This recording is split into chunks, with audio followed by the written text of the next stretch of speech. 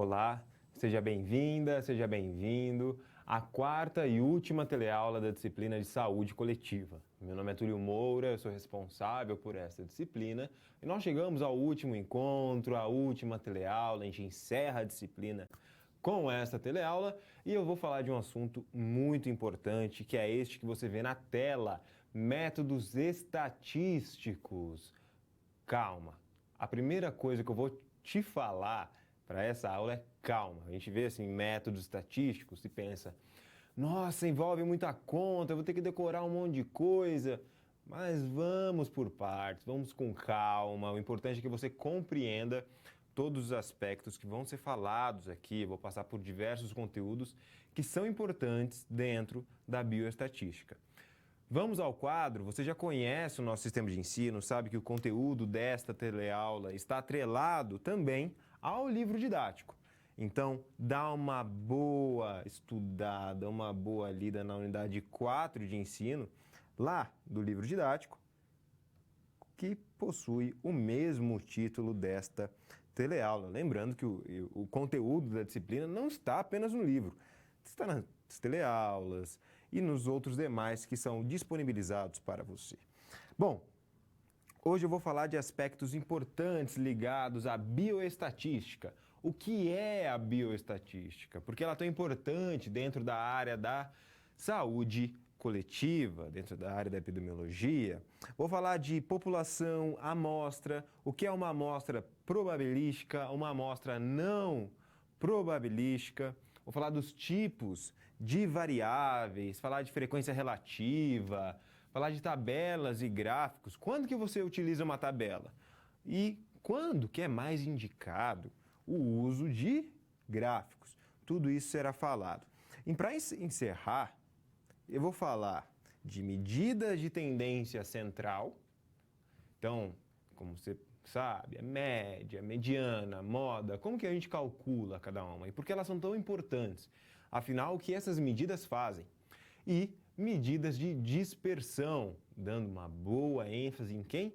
No desvio padrão, que é uma medida de dispersão que você verá de forma bem presente em artigos científicos. Então, a sua participação ela é essencial, prestem bastante atenção em tudo que eu vou falar, em cada conteúdo que será apresentado, porque é mais uma aula que não vai acabar aqui, não vai acabar depois de passar todos os conteúdos. Ele vai continuar com você, esses conteúdos irão continuar para o resto da sua graduação. Então, é uma aula muito útil para toda a sua graduação, assim como todas as teleaulas, né?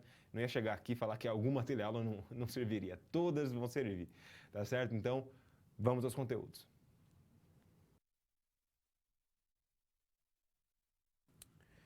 Amostra probabilística.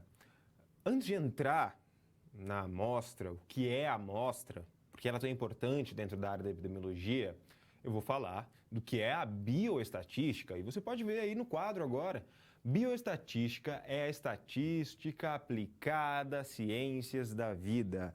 Ela é um dos pilares da epidemiologia, porque com ela nós temos a quantificação e a análise dos dados. Então, para que você compreenda uma situação de saúde dentro da população ou de como uma doença acomete a população, de como os tratamentos são formados, são criados justamente para combater as doenças, eu preciso da estatística. Bom, ela fornece princípios e métodos para coleta, organização, resumo, análise e interpretação de dados. Então, a bioestatística é uma área muito importante dentro da saúde coletiva. Mas aí nós temos dois conceitos que são essenciais quando a gente pensa em pesquisa. Quando você vai realizar uma pesquisa, você tem que considerar a população que apresenta determinada característica. Então vamos ao quadro.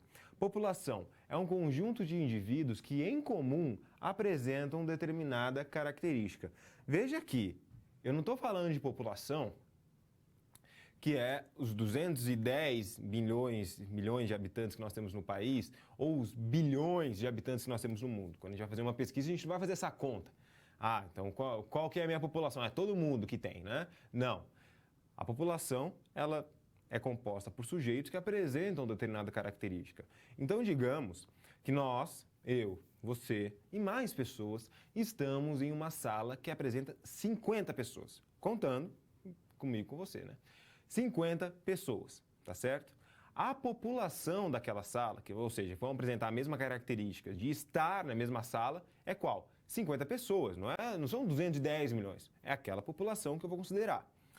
Mas muitas vezes, dentro da pesquisa, a gente não precisa utilizar todas as pessoas que compõem uma população para pesquisa. Até porque uma amostra muito grande é mais desperdício de dinheiro e de tempo. Muitas vezes você não precisa disso. E aí o que a gente tem? Amostra. Veja aí no quadro. A amostra é um subconjunto de elementos retirados de uma população. E para compor a amostra, eu preciso de critérios bem estabelecidos.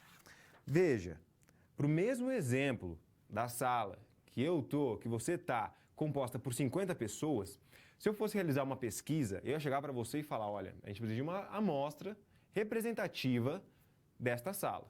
A gente não precisa dos 50 participantes, tá? Ou, tirando eu e você, dos 48. A gente não precisa.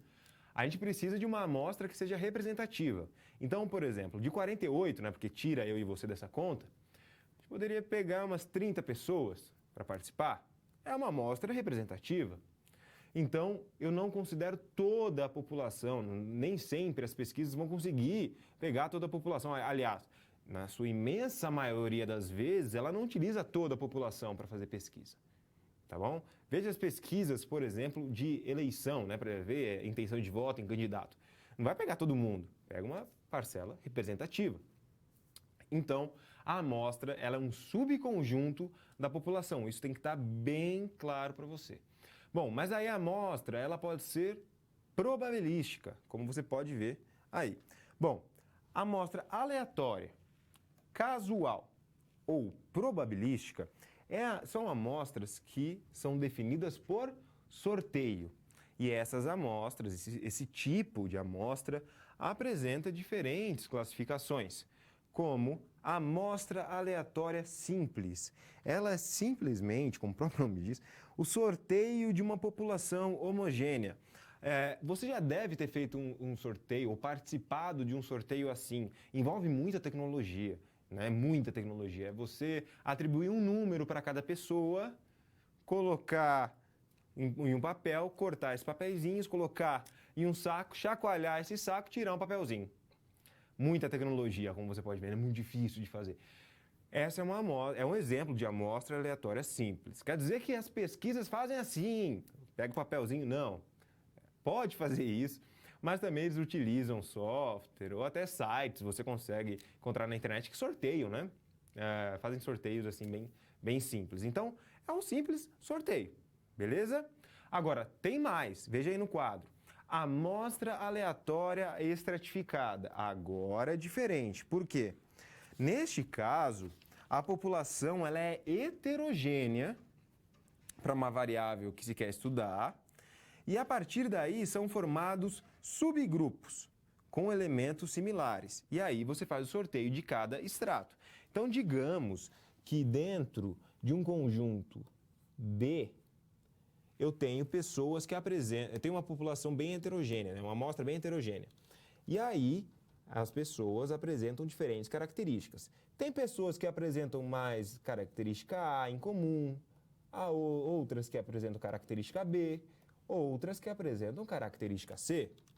Então, o que eu vou fazer? Eu vou separar elas nestes subgrupos de acordo com o que elas apresentam em comum. Então, quem apresenta tal categoria A, categoria B, categoria C em comum. E aí eu faço o sorteio dentro de cada categoria que eu identifiquei comum aos participantes. Aí eu tenho quem vai participar daqui, quem vai participar daqui e quem vai participar daqui. O importante é que eu garanta certa proporção, né? Então, que os números de participantes por subgrupo sejam parecidos, pelo menos, né? Ou próximos, para não criar um desequilíbrio. Bom, amostra por conglomerados. A amostra por conglomerado é quando você tem um N, né, constituído por N unidades retiradas de conglomerados. Por exemplo, asilo. Asilo é um conglomerado de quê? De idosos. Então você vai lá no asilo e faz o sorteio das pessoas que estão lá. Uma empresa é um conglomerado de quê? Trabalhadores. Uma escola é um conglomerado de alunos. Então, esses são exemplos da amostra por conglomerados. A amostra sistemática, agora muita atenção aqui, é a escolha de qualquer unidade amostral e a partir dessa escolha são selecionadas as unidades seguintes de acordo com o intervalo estabelecido. Então, eu vou chamar um quadro em branco aqui. Então, a gente vai considerar que K é um intervalo, tá? É um intervalo estabelecido entre os participantes. Vou considerar N maiúsculo como a população e N minúsculo como a amostra. Então, digamos que eu quero uma amostra probabilística, que vou utilizar um método sistemático, de 500 pessoas como população e um N de 10. Eu quero só 10 dessas 500. Mas como que eu vou definir quem que vai participar? Imagina que cada pessoa tem um número, né? Então, dos 500, cada um tem um número. Então, vai de 1 a 500. Faço essa divisão, então eu sei que o intervalo que eu devo considerar é 50. Aí, o que eu vou fazer? Eu vou sortear um número de 1 a 50. Aí, eu sorteei. Chegou o número 28. Ah, quem que é o 28? Aí, vai lá, fulano, levanta a mão. É ele. Então, beleza. O número 28 é o primeiro participante. Faltam mais 9 participantes. Quem que vai ser o próximo? Agora, eu não vou sortear mais de 1 a 50. Eu vou considerar o intervalo, que é 50. Então, eu vou somar 28, que foi o primeiro número que foi sorteado, mais 50. Então, vai dar um número 78. Aí, eu vou lá na minha lista e vejo quem é o 78, ele vai participar. E assim vai, quem é o 128, 178, assim vai até eu chegar nos 10 participantes. Assim é a amostra sistemática. Bom, desta forma, você conheceu, né, como que ocorre a amostra probabilística. É por sorteio, nós temos os diferentes tipos, foi isso que foi falado neste conteúdo.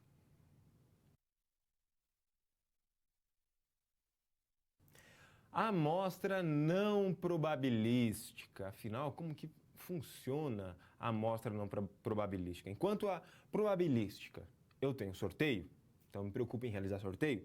A amostra não probabilística, o próprio nome diz, a gente não tem sorteio. Não tem. Aí eu tenho dois tipos, vamos dar uma olhada? A amostra por conveniência. Sabe como funciona a amostra por conveniência? É você escolher. Então, imagine que nós estamos em uma sala com 50 pessoas e eu vou escolher quem vai participar ou não. Eu vou lá e escolho.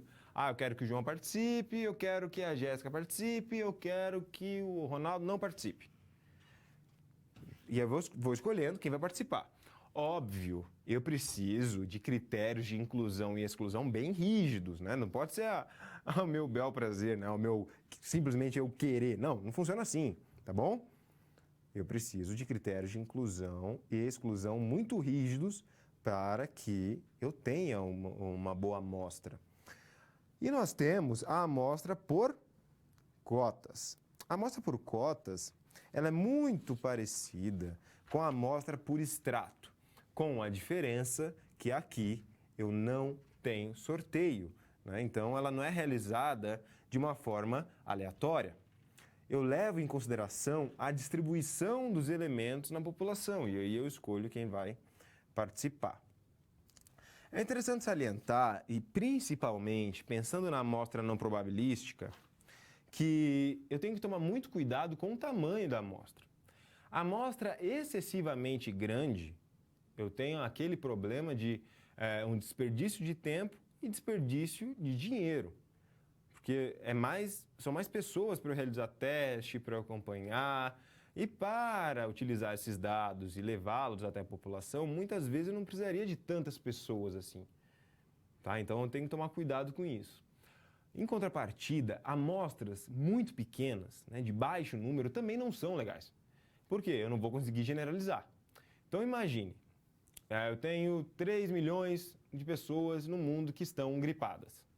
Aí eu penso, tem um tratamento que eu acho que se a gente testar ele, é o tratamento que vai acabar com a gripe em um dia. É uma maravilha. Mas aí, como a amostra tem 3 milhões, eu pego 10 pessoas. Testo lá nas 10 pessoas, deu resultado, ele é muito rápido, beleza. Eu posso generalizar? Pensa, eu tenho 3 milhões de pessoas gripadas. Uso 10 de amostra. Você acha que eu posso generalizar para todo mundo?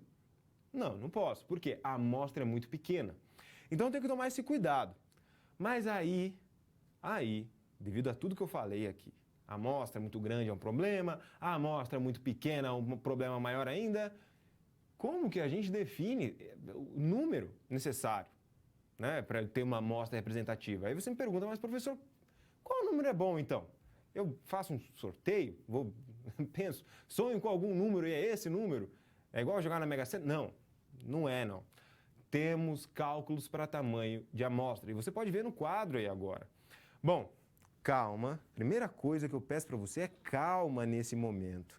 Nós iremos calcular aqui um exemplo. Bom, primeiro, que eu quero que você saiba, antes de chegar no tamanho da amostra, que é o N minúsculo, é o tamanho da amostra, o número de pessoas que eu preciso para uma amostra. Eu preciso considerar o N0, preciso descobrir ele. E ele é dado pela razão entre 1 e esse E ao quadrado. Esse E é o erro amostral aceitável. Quando nós temos pesquisas científicas, normalmente elas utilizam 95% assim, de intervalo de confiança. Então, nós temos aí 5% que seriam considerados, né, para erro amostral aceitável. Bom, assim, considerando as duas etapas que você vê aí, vamos considerar N maiúsculo como o tamanho da população. Vamos a este exemplo aqui. Bom, eu tenho uma população de 300 pessoas. De novo, população de 300 pessoas. Eu quero saber o quanto eu preciso de amostra para ter uma amostra representativa dessa população. Então, vamos à primeira parte. N0 é igual a 1, e aí eu vou considerar aqueles 5%. Posso considerar mais? Pode. Posso considerar menos? Posso. Normalmente, é 5%. Então, é 0,05, aí não esquece de levar ao quadrado, igual a 1 dividido por 0,0025, né, porque eu levei a quadrado, que vai me dar 400. Beleza? Então, o N0 é igual a 400.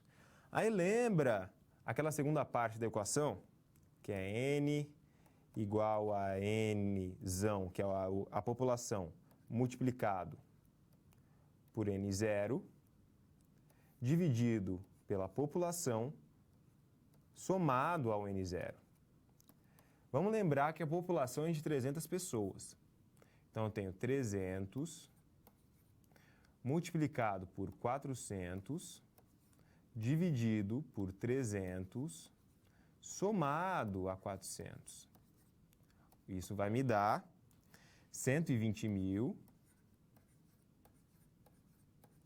dividido por 700.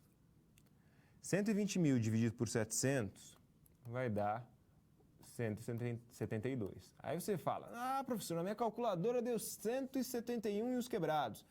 É que quando nós não temos número inteiro nesse caso, né, você precisa arredondar para um número superior, tá bom? Então, por isso que de 171,4, se eu não me engano, 0,5, a gente arredonda para 172. Então, com este cálculo, a gente consegue ver que das 300 pessoas que eu tinha na minha população, que eu falei neste exemplo, eu fiz o cálculo do tamanho da amostra e, considerando o erro amostral aceitável, eu preciso de 172 pessoas como amostra para participarem deste estudo. Tá certo? Óbvio. Eu não vou conseguir as 172, vou conseguir menos. Bom, aí, no caso, né, você pode fazer pesquisa, nada te impede de fazer pesquisa, obviamente é um viés, dificilmente você vai conseguir generalizar muito esses dados. Quanto mais longe você fica do número do tamanho da amostra, pior é para generalizar, tá bom? Mas, óbvio, você pode fazer pesquisa, não tem nenhum problema. É assim que nós determinamos, então, o tamanho da amostra. Não se esqueça disso, tá? Você conseguiu compreender, então, neste conteúdo, como nós conhecemos a amostra que não é probabilística. A amostra não probabilística, ela não tem o sorteio. Aí eu falei de amostra por conveniência, amostra por cotas, e a gente determinou o tamanho da amostra por meio de um exemplo que eu acabei de mostrar.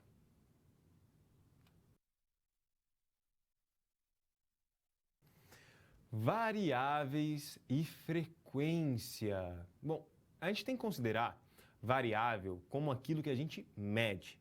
A variável é muito importante dentro da saúde coletiva, dentro do campo da epidemiologia, porque é ela que vai me fornecer os dados, ela que vai me ajudar com os dados.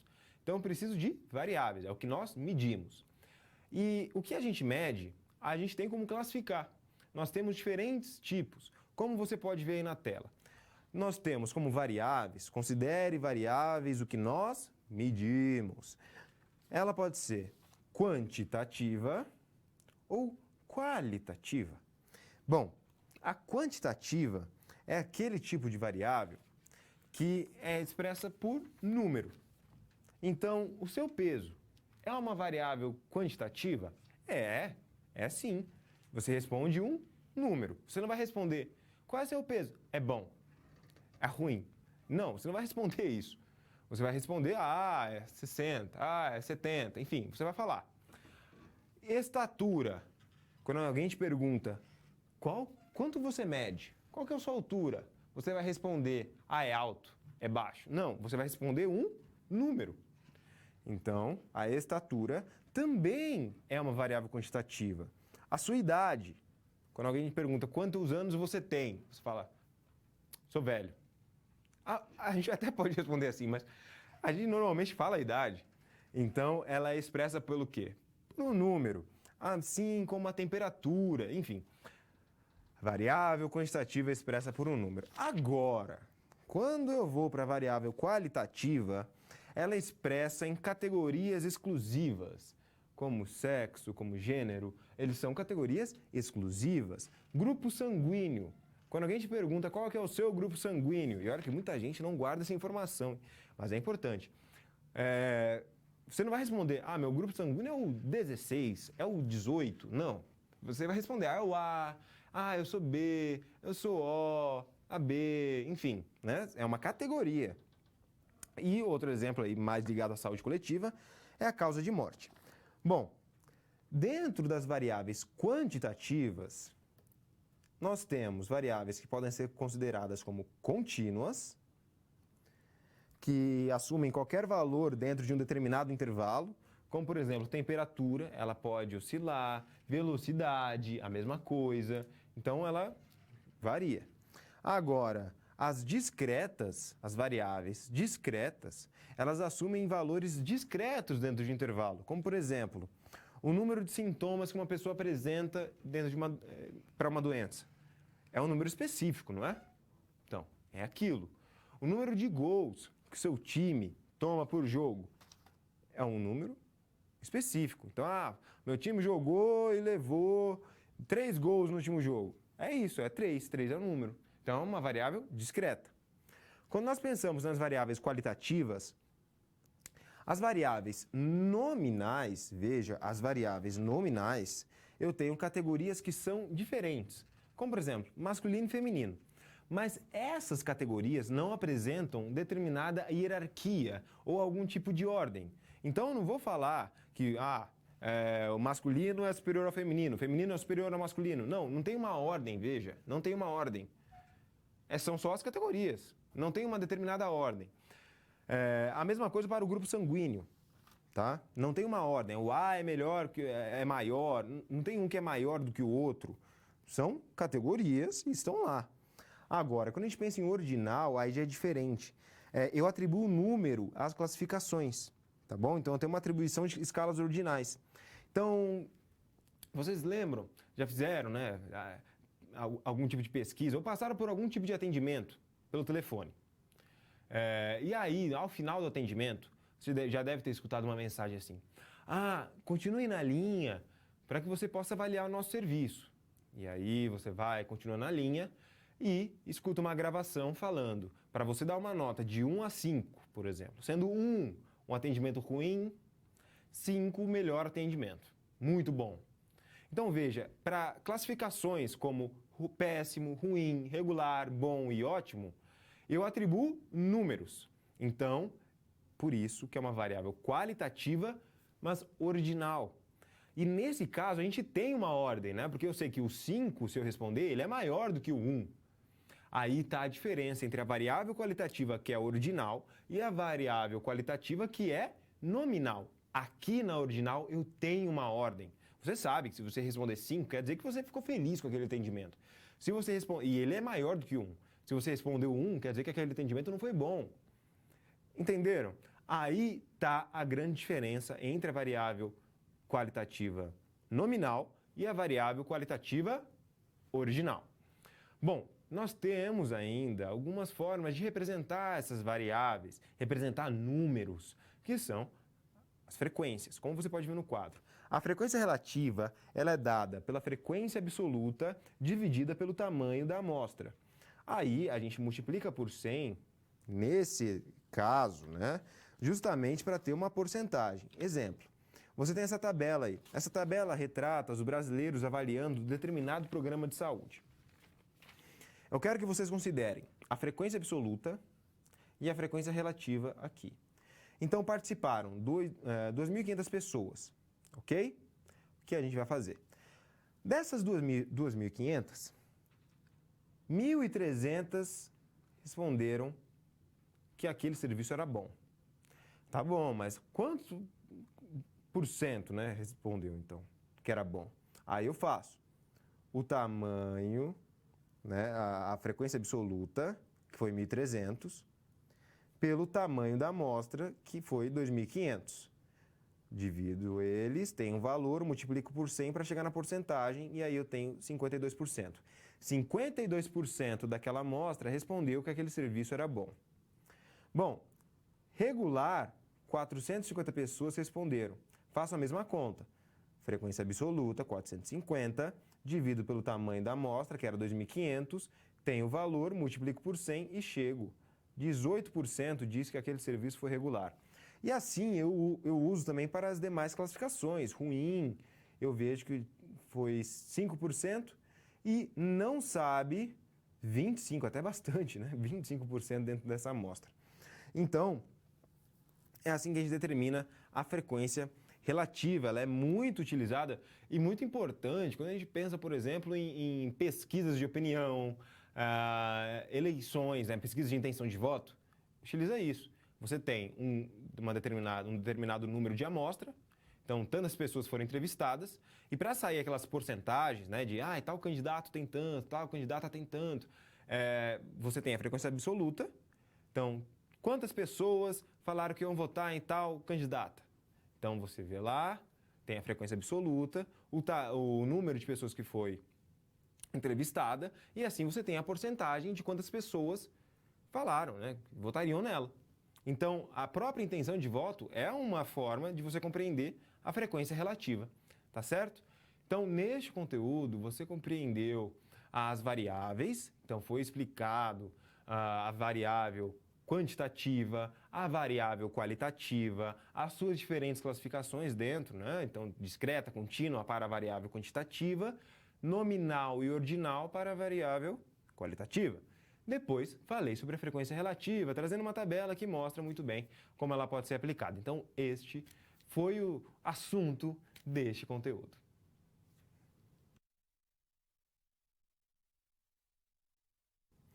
Variáveis. Chegamos a uma situação problema. Lembrando, é muito importante que você se atente à resolução da situação problema. Vamos ver o que ela pede. Vamos ao quadro. Você dará uma palestra sobre bioestatística. Considerando que a palestra será realizada para alunos de graduação dos cursos de saúde da universidade, você determina alguns conteúdos básicos para o início. Assim, como você explicaria a diferença entre variáveis quantitativas e variáveis qualitativas. Fala para mim, qual que é essa diferença? Bom, a variável quantitativa é aquela variável que ela é expressa por número. Eu consigo expressar a variável quantitativa por número. Tá, beleza, professor, mas qual exemplo nós temos de variável quantitativa? O seu peso, a sua estatura, quando a gente mede a temperatura corporal, né, tá muito em voga isso, é uma variável quantitativa. Você vê lá, vai entrar em algum estabelecimento, chegam lá, medem sua temperatura, não vai estar escrito no termômetro bom, ruim. Não vai ter nada disso, vai ter um número. E aí você tem uma variável que é quantitativa. Agora, a variável qualitativa já é diferente. Eu tenho categorias. Quando alguém te pergunta ao seu grupo sanguíneo, quando você precisa preencher isso em algum formulário, você não vai responder com um número, você vai responder com uma categoria. Então, a variável qualitativa apresenta essa grande característica. Ela é expressa por categorias.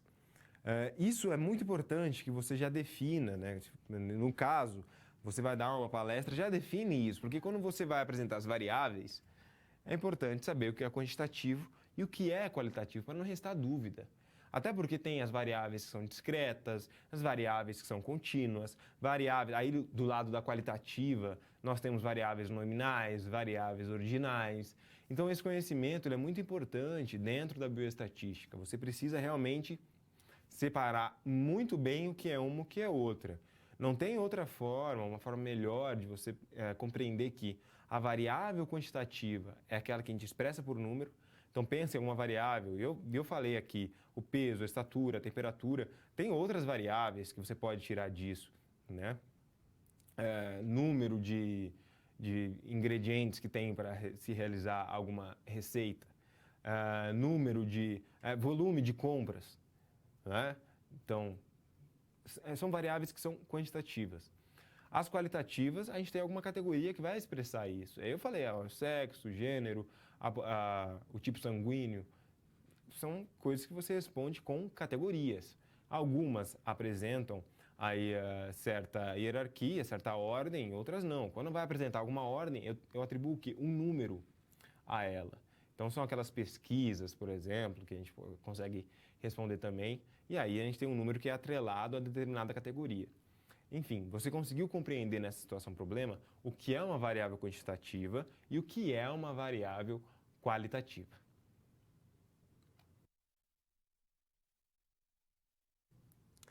Perguntas. Bom, nós chegamos a esse momento, é a última teleaula. Então, meu amigo, minha amiga, tem dúvida? Tem algum comentário, por favor, sobre o conteúdo?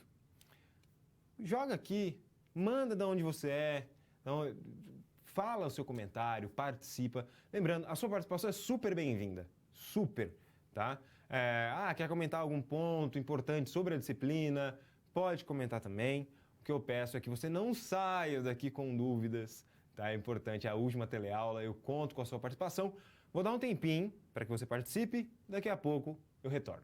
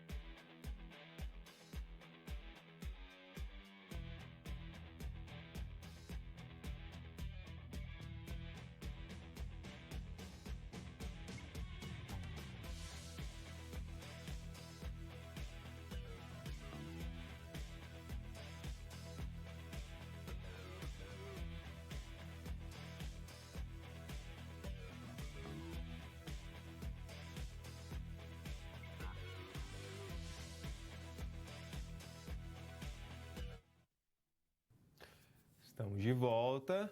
Bom, a gente vai dar sequência aos conteúdos, mas antes, só para dar uma organizada, tá? Veja aí na tela, no final, né, na próxima página de interação, ao final da aula, nós teremos o Kahoot. E o PIN é este que você vê na tela. Obviamente, eu vou passar ele, né, no momento do Kahoot, mas tá aí, 8870-646. Você pode já anotar esse PIN, deixar pronto, a pão de bala, para realmente você participar. Já, você sabe a importância que o Kahoot tem, né? É uma forma de interação e de você se testar também sobre os conteúdos dessa teleaula. Mas como eu adiantei, o conteúdo não acabou não.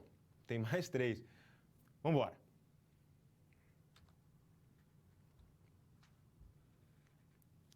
Tabela e gráfico.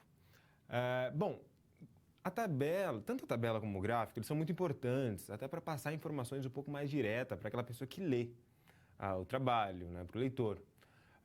Mas existem algumas recomendações de quando a gente usa a tabela, quando nós usamos gráfico. Como que funciona? Vamos dar uma olhada aí no quadro. Bom, considerando aí, você vê a vantagem na apresentação de tabelas e gráficos. São indicações, tá? Tabela, ela é indicada para apresentar dados mais complexos. Agora, o gráfico, ele dá uma visualização imediata de todos os valores. A tabela, ela é mais fácil de ser elaborada, né? Você tem lá os números e bota eles na tabela, bem simples. Agora, o gráfico, ele não é lá tão mais fácil de ser elaborado, não é tão fácil assim, né? Depende muito da forma que você vai utilizar o gráfico, dos elementos mesmo.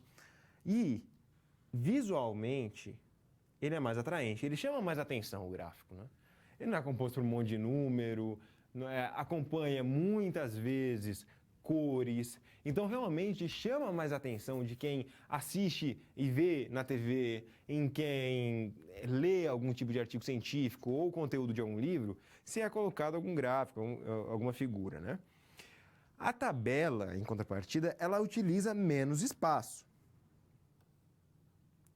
E o gráfico, ele é mais utilizado em publicações, tá bom? Na verdade, existe um pouco de equilíbrio nisso. Bom, nós temos o gráfico de barras. O gráfico de barras, muito famoso, ele é usado em variáveis qualitativas e a sua altura ela é dependente dos valores de frequência que você vê. Quem apresenta maior frequência apresenta uma maior altura nesse gráfico de barras, como você vê na tela. A classificação bom, ela apresenta uma maior frequência, então a barra ela é maior do que nas demais classificações. Veja, o gráfico de barras, ele não precisa ser sempre vertical.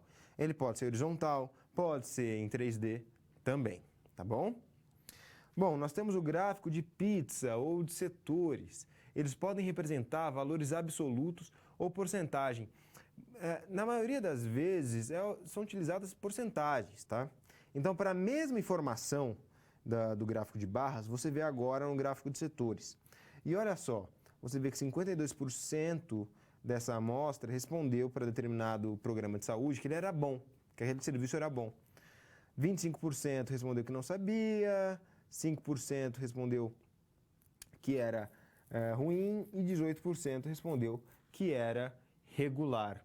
Então, óbvio, a gente precisa da legenda, né? A legenda facilita muito, ainda mais a legenda de cores. E a frequência relativa, ela é colocada nesse gráfico de setores. Quando nós temos plebiscitos, também são utilizados mais gráficos de setores, viu? Ela é indicada para variáveis qualitativas e facilita a leitura das informações em relação ao total. Então, dá para entender que 52% é uma grande parte, né? Óbvio, o máximo que a gente considera aí, se a gente está pensando em porcentagem, é quanto? É 100%. Então, esse gráfico de setores, ele é bom para isso. Bom, nós temos também as tabelas. Tabela é mais utilizada para variáveis que são numéricas. Veja, o peso é uma variável numérica ou não? É numérica e é numérica contínua. Bom, então nós temos a classificação aqui do peso, né, os diferentes valores. Então, Veja que é um intervalo, é 1.000 a 2.000, 2.001 a 3.000, 3.001 a 4.000, 4.001 a 5.000. E aí você pode expressar tanto em frequência absoluta como em frequência relativa. Outras ferramentas também são utilizadas para as variáveis que são quantitativas, como o histograma e o polígono de frequências. O histograma, ele até apresenta certa similaridade, né, com o gráfico de barras, mas a principal diferença é que aqui nós não temos os espaços entre as barras, por isso que é um histograma. Nós temos essas barras bem coladinhas umas às outras e aqui a variável peso. Variável é o quê? Variável numérica contínua. E aqui, essa distribuição do peso também é uma variável numérica contínua para o polígono de frequências. Então, neste conteúdo, você pode compreender o gráfico e a tabela. Veja, nós temos indicações, recomendações para o uso. É muito importante que você pense no tipo de variável que você quer colocar, né, que você quer passar essa informação, né, e nesses dados. Aí você vai poder escolher, é melhor usar uma tabela, é melhor usar um gráfico. Porque isso é feito justamente para sintetizar algumas informações, para deixar isso mais direto. O uso de legenda para cada eixo, de legenda e título dos eixos, é essencial, tá?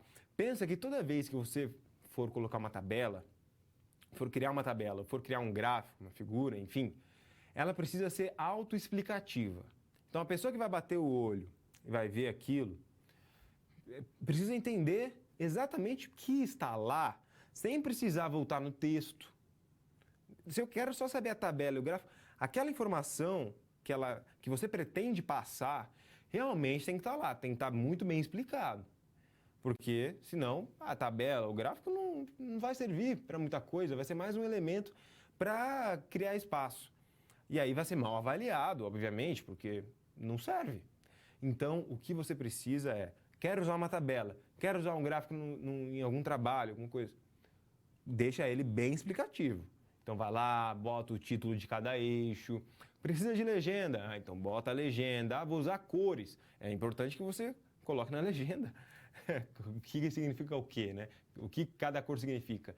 Então, é muito importante que você pense nas informações que vão estar atreladas àqueles dados que você bota no gráfico ou na tabela, para que essa parte seja muito atrativa a quem lê, a quem vê, tá bom? Então, neste conteúdo, você pode compreender os elementos de tabela e gráfico.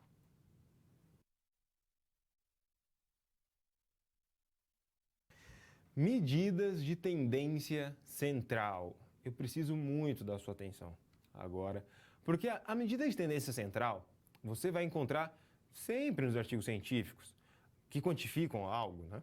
Vamos dar uma olhada? Aí na tela, ela é utilizada para sintetizar dados.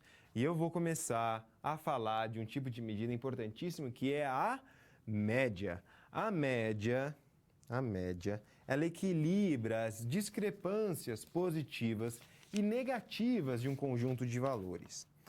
Aí você está olhando aqui como ela é calculada. Não se assuste.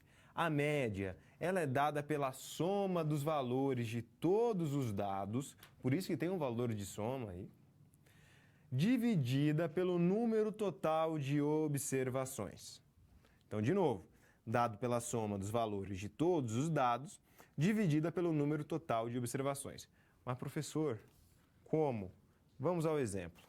Considere a seguinte distribuição. 2, 4, 8, 12, 13 e 16. Ok? Quantas observações eu tenho aqui? 6 números, né? 6 dados. Para eu calcular a média, eu quero saber a média deles.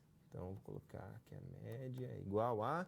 Então, vamos somar esses dados primeiro. Então, 2 mais 4, 6, mais 8, 14, mais 12, 26, mais 13, 39, mais 16, 55 é o total. Então, eu sei que a média será igual a essa soma de todos os valores, que é 55, dividida por 6, que é o número total de observações. O resultado é média. Ah, você vai encontrar que aqui a média também pode ser como x e esse chapéu aqui. É igual a 9,16. Tá certo? Então, esta é a média. Outro exemplo. Digamos que o seu time de futebol, time que você torce, está participando de um campeonato. A primeira fase desse campeonato é composta por 3 jogos. Aí vamos ver quantos gols ele levou nessa fase. Eu quero saber a média de gols levados dentro dessa primeira fase. A primeira fase, composta por 3 jogos, no primeiro jogo ele levou 4 gols. Foi goleado, foi difícil isso. Segundo jogo, ele levou 2 gols. Continua com uma defesa meio complicada, né? Ele levou 2. No terceiro jogo, o técnico fez umas mudanças lá. Seu time não levou gol, hein?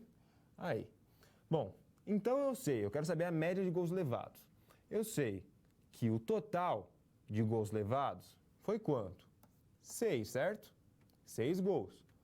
Eu vou dividir pelo número de observações. Foram 3 jogos que eles fizeram. Então, vou fazer 6 por 3. Qual é a média de gols levados por jogo? 2. Então, assim, é um outro exemplo, né, esse bem simples, de cálculo de média.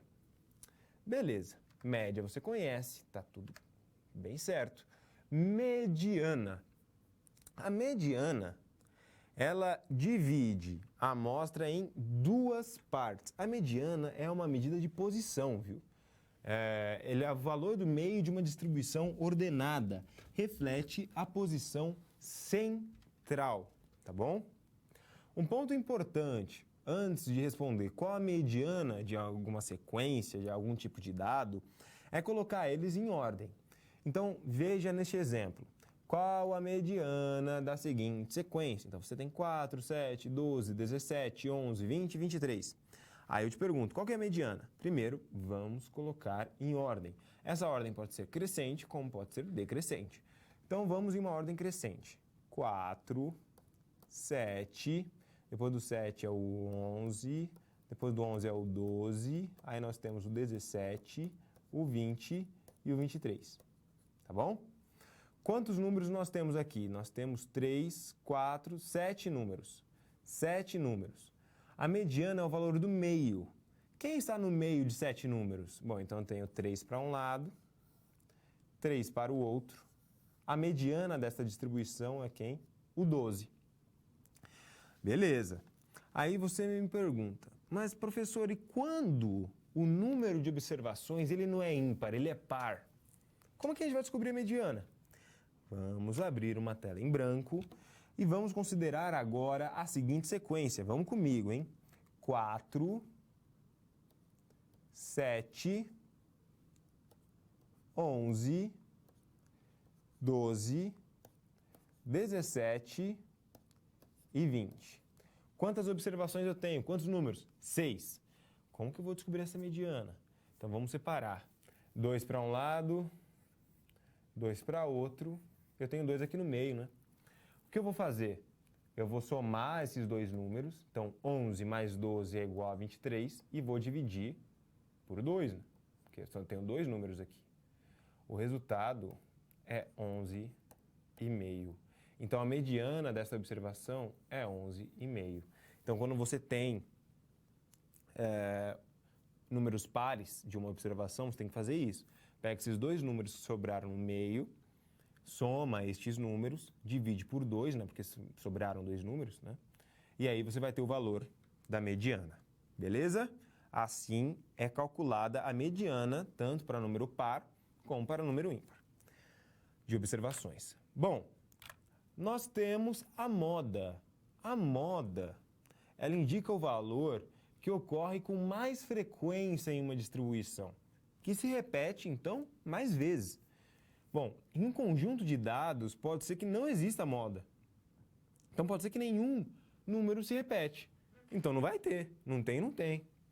Ou existam 2 ou mais. Veja esse exemplo aqui. peço para você calcular a moda a seguir. Então, eu tenho a distribuição 0, 1, 2, 6, 6, 7, 8, 7, 9. Olhando essa distribuição, eu vejo que o 6 se repete 2 vezes, correto? E o 7 também se repete 2 vezes. Então, qual que seria a moda? 6 e 7. Por quê? Se repetem de forma igual, né? Se repetem 2 vezes. Agora, se o 6 tivesse outro 6 aqui, então o 6 se repetiria 3 vezes. Então, a moda seria só o 6. Então, é o número que mais se repete. Se mais de um número vai se repetir 2 vezes, né? O mesmo número de vezes, então eu tenho mais de um número como moda. Agora, quando eu não tenho nenhum número se repetindo, eu não tenho moda. Então, não tem moda para essa distribuição, caso nenhum número se repita. Nesse exemplo que eu acabei de passar para você, aí eu tenho, né? Tenho 6 se repetindo e tenho 7 que também se repete. Bom, então ficou bem claro para você, nesse conteúdo, como a gente calcula as medidas de tendência central. Utilizada para sintetizar dados, média, mediana, moda, como eles são calculados, tá? Então tudo isso ficou bem claro para você neste conteúdo.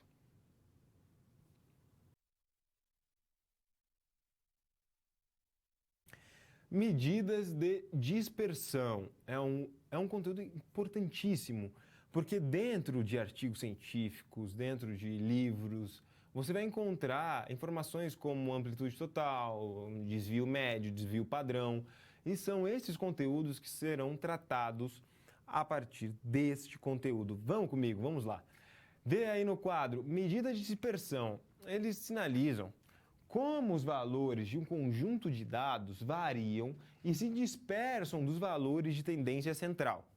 Aí eu já trago o primeiro exemplo, que é o exemplo de amplitude total. A amplitude total é uma conta muito simples de se realizar. Ela é igual ao número máximo que você tem numa observação, subtraído pelo menor número, pelo número mínimo.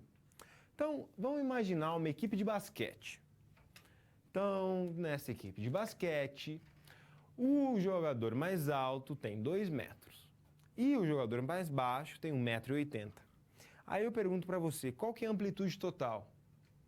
Você vai pegar o valor mais alto, né, a altura, aquele jogador que é o mais alto, tem 2 metros, e o jogador vai subtrair pela altura do jogador mais baixo, que tem 1,80 m. Então, essa amplitude total será de quanto, meu amigo, minha amiga? 20 centímetros, porque eu vou subtrair um pelo outro. Bem tranquilo, né? Uma maravilha. Bom, é um tipo de informação que é mais utilizada para um conjunto pequeno de dados, tá? Bom, seguindo agora, a gente vai falar de variância. Variância, como o próprio nome diz, é a variação dos dados ao redor da média. Ela é calculada, né, conhecida como a média dos quadrados dos desvios tomados a partir do conjunto de dados. Calma, muita calma nessa hora. A gente vai etapa por etapa para que você compreenda tudo que está aqui, né? Porque você olha essa equação aqui, você pensa, mas professor, eu não estou vendo número, eu só vejo letra, sinal, como que é isso? Então calma, vamos lá. Primeira etapa disso aqui, né? Calcular todos os desvios de cada observação em relação à média. A média é essa daqui, esse x com esse chapéu aqui. O x desse daqui são os valores absolutos. Você faz eles menos a média, você vai ter o desvio. Segunda etapa, elevar cada desvio ao quadrado. Por isso nós temos esse elevado ao quadrado aqui. Descobrir o desvio, eleva ao quadrado. Terceira etapa, vai somar todos esses desvios. Esse aqui é o valor de soma, tá? Então, é o símbolo de soma. Então, você vai somar os quadrados, né, que você encontrou e vai dividir esse resultado por n, tamanho da amostra, menos 1. Aí você terá a variância, tá bom? Bom, desvio médio, ele é a estimativa de amplitude dentro da qual variam as observações médias das mensurações. É importante salientar que desvio médio você não vai encontrar tanto por aí não, tá? Ele é muito mais utilizado, ele é pouco utilizado em artigos científicos. Mas olha lá, o desvio médio, que é o DM, ele é dado por esta equação aqui. Vamos compreender cada etapa. Primeiro, calcular a média aritmética dessa distribuição. Olha aqui a média, né, o sinal de média. Depois, subtrair de cada score bruto, aqui o score, né, a média aritmética. E aí você vai fazer um menos o outro. Depois, você vai somar, por isso que tem esse sinal da soma, o símbolo, somar todos os valores absolutos dos desvios e dividir o somatório desses desvios pelo n-1, né, que é o tamanho da amostra menos 1. Aí você tem o desvio médio. Agora sim, um número muito importante quando a gente pensa em medida de dispersão, que é o desvio padrão. Ele precisa de mais etapas. Você vê, tem mais elementos aí mesmo, né? Ele mede a dispersão dos dados e é obtido pela raiz quadrada da variância, óbvio, com um sinal positivo. Então vamos lá, o desvio padrão é esse daqui. A primeira etapa, calcular a média aritmética, por isso que ela está aqui, ó. Calcula a média aritmética. Depois, subtrai cada score bruto o valor da média aritmética. Olha aqui. Cada score representado por este. Então, para cada dado. Vai fazer várias vezes para cada dado, né? Aí depois, eleva esses desvios encontrados ao quadrado. Por isso que tem esse 2. Beleza? Depois, realiza o somatório de todos os desvios. Por isso que nós temos o símbolo da soma. Depois, divide esse somatório todo pelo número total, né, de caso menos 1. Então, o tamanho da amostra, menos 1. Depois, para finalizar e para que você tenha o desvio padrão, você vai extrair a raiz quadrada, por isso nós temos o símbolo, né, o sinal da raiz quadrada aqui, extrair a raiz quadrada do resultado e vai dar a esse resultado o sinal positivo. Por quê? Aqui na característica do desvio padrão, né, você dá a ele o sinal positivo. Para finalizar, nós temos o coeficiente de variação, ele mede a dispersão em relação à média. Então, o coeficiente de variação ele é dado pelo desvio padrão dividido pela média.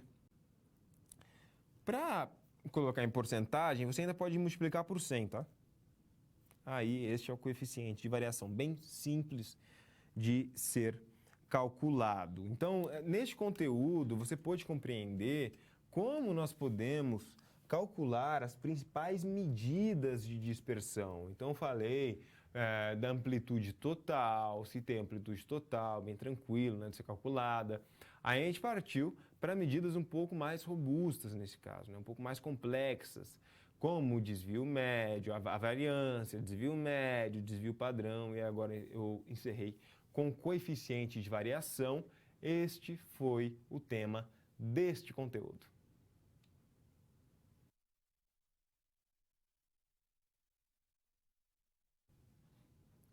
Medidas de tendência central. Esta é a situação problema. Atenção, quero sua ajuda, já é me acompanhar nisso. Vamos ao quadro. Você está realizando a organização de dados de uma pesquisa. Considerando a sequência de dados a seguir, quais os valores de média, mediana e moda? Então, olha só, eu tenho esses dados, 10, 12, 16, 24, 64, 24, 46, 58, 24. Bom, considerando que eu vou calcular a mediana aqui, né, então eu já vou aproveitar e vou fazer o quê? Vou colocar em ordem. Vou colocar em ordem crescente. 10, depois do 10, 12, depois do 12, 16, 24, 24, 24, depois do 24, 46, depois 58, depois 64. Bom, Vamos calcular primeiro a moda. Como você já deve ter identificado rapidinho, né? O número que mais se repete, ele se repete 3 vezes, é o 24.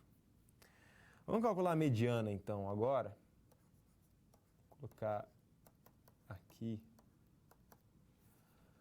Eu tenho 9 números, né? Então, 1, 2, 3, 4, 5, 6, 7, 8, 9. Eu preciso colocar em ordem, já está tudo em ordem, e achar o número do meio. Tá? Um número de observação ímpar, então está tranquilo de achar o número do meio, não vou precisar somar e dividir nada, né? Então está aqui, 4 números para cá, 4 números para cá, quem sobrou? Mediana é igual a 24 também. Agora eu quero saber a média. Média. Como a média é calculada? Então, a soma de todos os dados dividido pelo número total de observações. Então, somando 10, 12, 16, 24,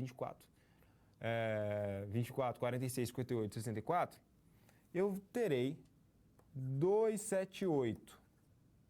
278 dividido pelo número total de observações, esse número é o 9, será igual a 30,8.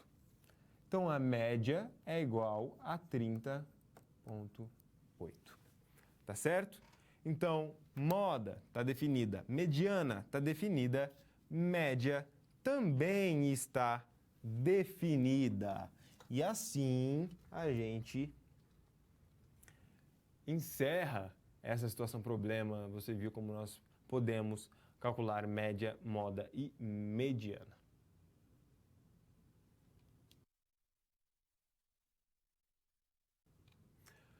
Ferramenta interativa, então chegou um momento muito importante, que é o Kahoot. Eu conto com a sua participação, vamos à tela? Então vamos aqui ao Kahoot, vou dar um tempinho para que você entre. O PIN é este que está na tela, 8870646. Participa do Kahoot, ele é importante, tá? Porque aqui terão algumas perguntas relacionadas ao conteúdo dessa teleaula e é uma forma de você se testar, né? Poxa, será que eu compreendi tudo que o professor quis dizer, compreendi todos os aspectos? Ou às vezes você identifica algum erro e vê, aqui eu tenho que estudar um pouco mais, aqui eu não entendi. Então, é uma boa oportunidade aí de você participar, tá aí na tela o PIN, é só você participar, tá certo? Bom, como que funciona o Kahoot, né? Você tem aí o PIN na tela, vai colocar no seu smartphone, no seu notebook e aí vai participar. Um ponto importante a ser salientado, pensando no Kahoot, tá?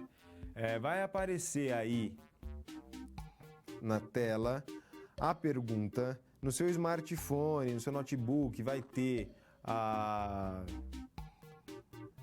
cor correspondente, você vê lá a cor correspondente da sua resposta e seleciona ela no seu smartphone. Beleza? Bom, outro ponto importante. Pode ser que você, além de você acertar, você tem que acertar o mais rápido, né? Então, digamos que eu e o Léo, mentiroso, né, que tá se achando aí, a gente responde certo. Então, a gente responde certo, só que o Léo, ele é devagar, rapaz. O Léo é muito devagar, então eu fui muito mais rápido que ele. E aí, eu ganho mais pontos. Porque, além de responder certo, eu respondi rápido, tá bom? Então, não deixe de responder. Vou dar mais uns 10 segundos, tá, para que você participe. Lembrando, bota o nome aí legal, né? Sem problemas. Eu entendo a autoestima de alguns, mas vamos falar sério, né? Vamos então ao Kahoot. Muita atenção, vocês terão um tempo para responder. Vai lá.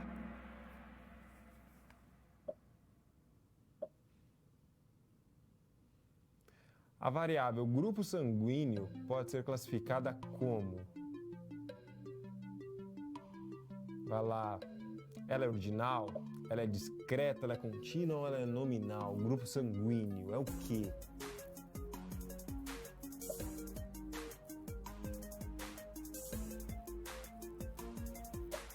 Responde, não deixa de responder não, hein? Senão você fica sem os pontos.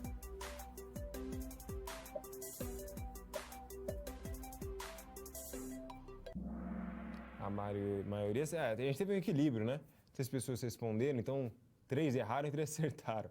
Ela é nominal, por quê? Você não tem uma ordem nesse caso, né? Você acredita a ela simplesmente a categoria em si. Vamos dar uma olhada. O Luiz está na frente.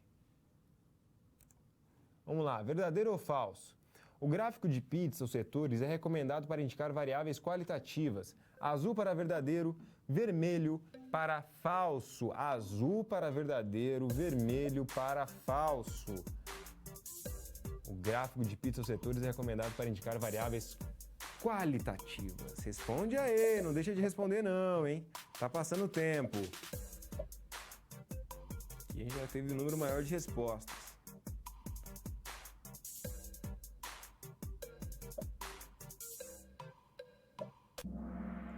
Um ligeiro equilíbrio, né? Sim, o gráfico de Pitts, os setores, ele é recomendado, tá? Para variáveis qualitativas. Você vai lá e tem as classificações. Você até pode atribuir algum número a elas e aí apresentar frequência relativa. Vamos ver. O Peter Parker, o famoso Homem-Aranha, está liderando. Sensacional essa.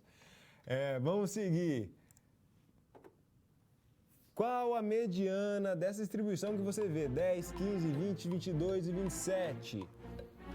Qual que é a mediana? Você sabe, medida de tendência central foi falado, foi abordado, tenho certeza que você sabe. Não deixa de responder, você tem as opções na tela. Qual que é essa mediana?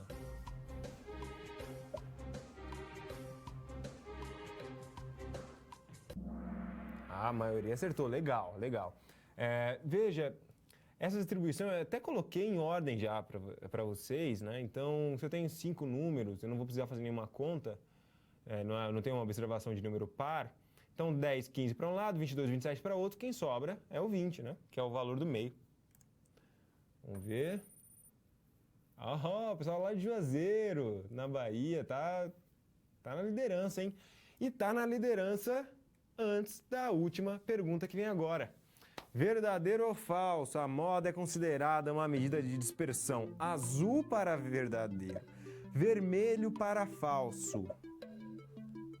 A moda é considerada uma medida de dispersão. E aí, meu amigo, minha amiga, é o que, hein? É verdadeiro? Se é verdadeiro, bota o azul. É falso? Se é falso, coloca a cor vermelha. A última pergunta desta disputa. Ela é falsa, né? A moda é uma medida de tendência central e isso foi muito falado. A moda é o número que mais se repete, né? Dentro de uma observação, é uma medida de tendência central. Vamos aos vencedores. Terceiro lugar, a Didinha. Parabéns. Segundo, o Irineu. Parabéns, Irineu. E em primeiro, pessoal de Juazeiro, na Bahia, parabéns a vocês. Muito obrigado pela participação, muito legal. Podem tirar foto dessa tela, o pessoal ganhou. Parabéns. Bom, esse foi o nosso Kahoot. Eu quero agradecer a sua participação. É muito importante a participação no Kahoot, né? Porque você se testa. É uma forma de você jogar um pouquinho também, né? Então é legal. E agora a gente vai, sim, está acabando essa disciplina, nós iremos recapitular o que foi falado nesta teleaula. Recapitulando, vamos comigo aí no quadro, você vê, Eu comecei falando sobre a amostra probabilística. A amostra probabilística, primeiro eu falei da bioestatística, o que ela é, a sua importância. A gente partiu para a amostra probabilística, né? Então, ela utiliza como principal característica, qual a principal característica dela? Sorteio. Aí eu tenho alguns tipos, né, diferentes que podem ser utilizados. A amostra não probabilística. Enquanto a probabilística trabalha com sorteio, a não probabilística não tem sorteio. E aí também mostrei como os seus diferentes tipos e mais. E a gente deu uma olhada no cálculo de tamanho da amostra. Variáveis e frequência. Aí eu falei de variável que é quantitativa, variável que é qualitativa. Qual que é a característica de uma variável quantitativa? Você sabe, ela é expressa por número, tá? Seu peso é uma variável quantitativa? Sim. O seu grupo sanguíneo é uma variável quantitativa? Não. O seu grupo sanguíneo é uma variável qualitativa. A variável qualitativa, ela é expressa por categorias. Aí já é diferente, não é expressa por números, é expressa por categorias. A sua idade é uma variável qualitativa? Não. O gênero? É. O sexo? É. São variáveis qualitativas, você tem categorias para ele. Falei sobre tabela e gráfico, as suas recomendações, indicações, quando a gente utiliza um, quando é mais recomendado que se utilize outro, mas é sempre importante você considerar os aspectos daquela informação, daquela variável que você quer tratar. Falei de medida de tendência central. Se eu te perguntasse agora, me fala as medidas de tendência central que foram abordadas nessa teleaula. Você vai responder com maestria, eu aposto. Você vai responder, olha, foi a média, foi a mediana e foi a moda. A média, a gente consegue calcular a média pela razão entre a soma dos dados pelo número total de observações. Aí eu tenho a média. Mediana é um valor que reflete a posição central. Se atentar sempre a deixar uma ordem crescente nesses valores e crescente ou decrescente, né, mas botar eles em ordem e verificar se é par ou ímpar, né? Dependendo do número de observações, aí eu preciso adequar a forma de calcular a mediana. Moda. A moda é o valor que mais se repete. Se eu tiver alguma observação em que nenhum número se repete, não tem vergonha não tem moda. Simples, não tem moda aquela observação. Beleza? Bom, e para encerrar, foi falado sobre medidas de dispersão. Aí eu falei de amplitude total, falei de variância de desvio médio, desvio padrão e coeficiente de variação. Beleza? Foi isso que foi falado nessa última teleaula de saúde coletiva. Bom, em toda a disciplina, eu tentei trazer informação que fosse útil não só para essa disciplina. Tá? Então, o que você aprendeu na saúde coletiva, veja, até pelos vários momentos que nós vivemos em nossa vida, você utiliza esses tipos de conhecimentos. Então, é um conhecimento que você tirou daqui, dessa teleaula, da teleaula 3, da teleaula 2, da teleaula 1, e vai levar para o resto da sua formação acadêmica e também para a sua intervenção profissional. Por isso que é tão importante você se atentar a esses conteúdos, porque fala de um aspecto que os profissionais da área da saúde lidam muito, que é a própria saúde. Então, não tem como fugir, não tem como falar, não é importante, eu não preciso saber disso, eu nunca vou... A famosa frase de todo aluno, eu já fui aluno também, sou em alguns casos, tá? Todo aluno que um dia vai se arrepender dessa frase, que fala, eu não sei para que eu vou usar isso. Mas o dia chega. Enfim, eu falo por experiência, viu? Chega o dia, você vai utilizar. E nesse caso aqui, a gente tem vários exemplos que vocês vão utilizar, tipos de informações que vocês vão escutar, né? Então, numa televisão, em um rádio, informações que você escuta. E que agora, com essas teleaulas, você também tem essas informações, consegue interpretar melhor, vai conseguir fazer uma intervenção melhor quando chegar a sua vez, quando você for o profissional que vai estar lá no campo. Vai chegar a sua vez um dia e quando chegar, você vai estar mais preparado. Esse foi o maior objetivo, né, dessa disciplina, que você fique cada vez mais preparado. tá certo? Eu quero agradecer imensamente a sua participação por toda a disciplina. Foi sensacional, vocês são sensacionais e dão a razão para a gente estar aqui, tá certo? Espero que vocês estejam seguros e bem, isso é o mais importante para esse momento. Um grande abraço a você, aluno, a você, tutor, muito obrigado também. E a gente se vê numa próxima. Tchau, tchau.